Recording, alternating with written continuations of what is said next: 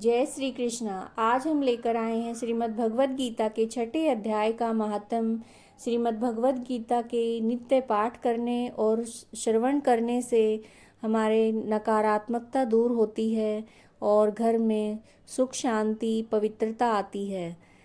तो आइए हम 6ठे अध्याय का महात्म कहते हैं। श्री भगवान कहते हैं, सुमुखी, अब मैं 6ठे अध्याय का महात्म बतलाता हूँ, जिसे सुनने वाले मनुष्यों के लिए मुक्ति करतलगत हो जाती है। गोदावरी नदी के तट पर प्रतिष्ठानपुर पैठण नामक एक विशाल नगर है, जहाँ मैं पिपलेस के नाम से विख्यात होकर रहता हूँ। उस नगर में जनश्रुति नामक एक राजा रहते थे, जो भूमंडल की प्रजा को अत्यंत प्रिय थे। उनका प्रताप मार्तंड मंडल के प्रचंड तेज के समान जान पड़ता था। प्रतिदिन होने वाले उनके यज्ञ के धुएं से नंदन वन के कल्प वृक्ष इस प्रकार काले पड़ गए थे, मानो राजा की यह साधारण दानशीलता देखकर वे लज्जित हो गए हों। उनके यज्ञ में प्राप्त पुरोडास के रसावादन में सदा आसक्त होने के कारण देवता लोग कभी प्रतिष्ठानपुर को छोड़कर बाहर नहीं जाते थे। उनके दान के समय छोड़े हुए जल की धारा प्रताप रूपी तेज और यज्ञ के धूमों से पुष्ट होकर मेघ ठीक समय पर वर्षा करते थे। उस राजा के शासनकाल में इतियों खेती में होने वाले 6 प्रकार के उपद्रवों के लिए कहीं थोड़ा भी स्थान नहीं मिलता था। अच्छी नीतियों का सब जगह प्रसार होता था। वे बावली, कुएं, पोखर खुदवाने के बहाने मानो प्रतिदिन पृथ्वी के भीतर की निधियों का अवलोकन करते थे। एक समय राजा के दान, तप, यज्ञ और प्रजा पालन से संतुष्ट होकर स्वर्ग के देवता उन्हें वर देने के लिए आए। वे कमलनाल के समान उज्जवल हंसों का रूप धारण करके अपनी पांखें हिलाते हुए आकाश मार्ग से चलने लगे। बड़ी उतावली के साथ उड़ते हुए वे सभी हंस परस्पर बातचीत भी करते जाते थे। उनमें से भद्राक्ष आदि जो 2-3 हंस वेग से उड़कर आगे निकल गए। तब पीछे वाले हंसों ने आगे जाने वाले को संबोधित करके कहा, अरे भाई भद्रास्व, तुम लोग वेग से चलकर आगे क्यों हो गए? यह मार्ग बड़ा दुर्गम है, इसमें हम सबको साथ मिलकर चलना चाहिए। क्या तुम्हें दिखाई नहीं देता? यह सामने ही पुण्य मूर्ति महाराज जानश्रुति का तेज पुंज अत्यंत स्पष्ट रूप से प्रकाशमान हो रहा है। उस तेज से भस्म होने की आशंका है, अतः सावधान होकर चलना चाहिए। पीछे वाले हंसों के ये वचन सुनकर आगे वाले हंस हंस पड़े और उच्च स्वर से उनकी बातों की अवहेलना करते हुए बोले, अरे भाई, क्या इस राजा जानश्रुति का तेज ब्रह्मवादी महात्मा ऋग के तेज से भी अधिक तीव्र है?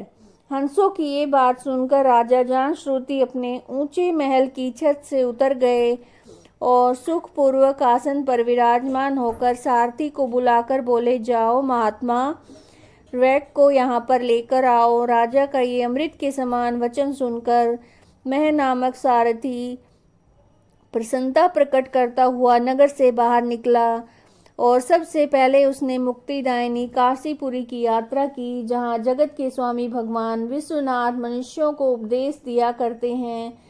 उसके बाद वह गया क्षेत्र में पहुंचा, जहां प्रफुल्ल नेत्रों वाले भगवान गदाधर संपूर्ण लोकों का उद्धार करने के लिए निवास करते हैं। तदंतर नाना तीर्थों में भ्रमण करता हुआ सारथी पापनाशनी मथुरापुरी में गया। यह भगवान श्री कृष्ण का आदि स्थान है, जो परम महान एवं मोक्ष प्रदान करने वाला है। वेद और शास्त्रों में वह तीर्थ त्रिभुवनपति भगवान गोविंद के अवतार स्थान के नाम से प्रसिद्ध है। नाना देवता और देवऋषि उसका सेवन करते हैं। मथुरा नगर कालिंदी के किनारे शोभा पाता है। उसकी आकृति अर्धचंद्र के समान प्रतीत होती है। वह सब तीर्थों के निवास से परिपूर्ण है। परम आनंद प्रदान करने के कारण सुंदर प्रतीत होता है और गोवर्धन पर्वत के होने से मथुरा मंडल की शोभा और भी बढ़ गई है। वह पवित्र वृक्षों और लताओं से आवृत है, उसमें 12 वन हैं। वह परम पुण्यमय तथा सबको विश्राम देने वाले श्रुतियों के सारभूत भगवान श्री कृष्ण की आधार भूमि है। तत्पश्चात मथुरा से पश्चिम और उत्तर दिशा की ओर बहुत दूर तक जाने पर सारथी को काश्मीर नामक एक नगर दिखाई दिया, जहाँ शंख के समान उज्ज्वल गगनचुंबी महलों की पंक्तियां भगवान शंकर के अट्ठास की भांति शोभा पाती हैं, जहाँ ब्राह्मणों के शास्त्रीय आलाप सुनकर मूक मनुष्य भी सुंदर वाणी और पदों का उच्चारण करते हुए देवता के समान हो जाते हैं, जहाँ निरंतर होने वाले यज्ञ धूम से व्याप्त होने के कारण आकाश मंडल मेघों से धुलते रहने पर भी अपनी कालिमा नहीं छोड़ता, जहाँ उपाध्याय के पास आकर छात्र जन्मकालीन अभ्यास से संपूर्ण कलाएं स्वतः पढ़ लेते हैं, जहाँ मणिकेश्वर नाम से प्रसिद्ध भगवान चंद्रशेखर देहधारियों को वरदान देने के लिए नित्य निवास करते हैं। कश्मीर के राजा माणिक्येश ने दिग्विजय में समस्त राजाओं को जीतकर भगवान शिव का पूजन किया था, तभी से उनका नाम माणिकेश्वर हो गया। उन्हीं के मंदिर के दरवाजे पर महात्मा रैक वह एक छोटी सी गाड़ी पर बैठे अपने अंगों को खुजलाते हुए वृक्ष की छाया का सेवन कर रहे थे। इसी अवस्था में सारथी ने उन्हें देखा। राजा के बताए हुए भिन्न भिन्न चिन्हों से उसने शीघ्र ही रैक को पहचान लिया और उनके चरणों में प्रणाम करके कहा, ब्राह्मण, आप किस स्थान पर रहते हैं? आपका पूरा नाम क्या है? आप तो सदा स्वच्छंद विचरने वाले हैं, फिर यहाँ किस लिए ठहरे हैं? इस समय आपका क्या करने का विचार है? सारथी के यूं वचन सुनकर परम आनंद में निमग्न महात्मा रैको ने कुछ सोचकर उससे कहा, यद्यपि हम पूर्ण काम हैं, हमें किसी वस्तु की आवश्यकता नहीं है, तथापि कोई भी हमारी मनोवृत्ति के अनुसार परिचर्या कर सकता है। रैकू के हार्दिक अभिप्राय को आदरपूर्वक ग्रहण करके सारथी धीरे से राजा के पास चल दिया। वहां पहुंचकर राजा को प्रणाम करके उसने हाथ जोड़ के सारा समाचार निवेदन किया। उस स्वामी के दर्शन से उसके मन में बड़ी प्रसन्नता थी।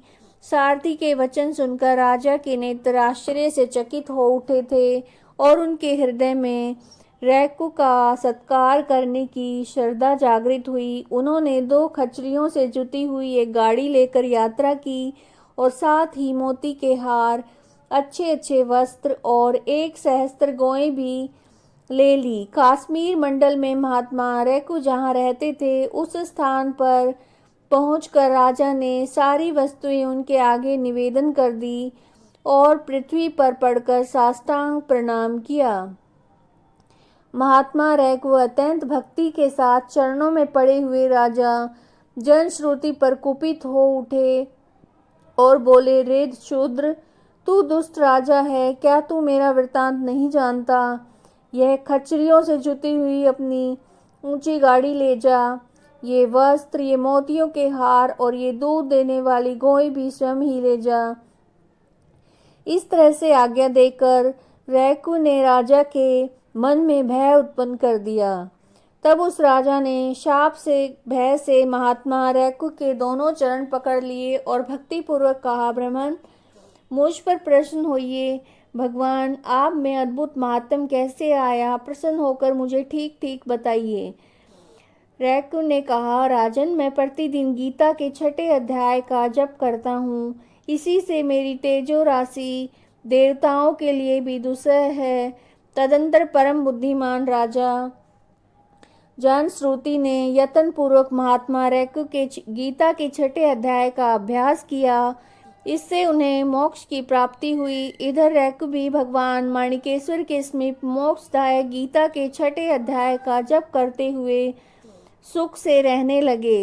हंस का रूप धारण करके वरदान देने के लिए आए हुए देवता भी विस्मित होकर स्वेच्छानुसार चले गए। जो मनुष्य सदा इस एक ही अध्याय का जप करता है वह भी भगवान विष्णु के ही स्वरूप को प्राप्त होता है, इसमें तनिक भी संदेह नहीं है। यह श्रीमद् भगवद गीता के 6ठे अध्याय का महात्म संपूर्ण हुआ। अगर आपको वीडियो पसंद आई है तो चैनल को सब्सक्राइब कीजिए, वीडियो को लाइक कीजिए। जय श्री कृष्ण।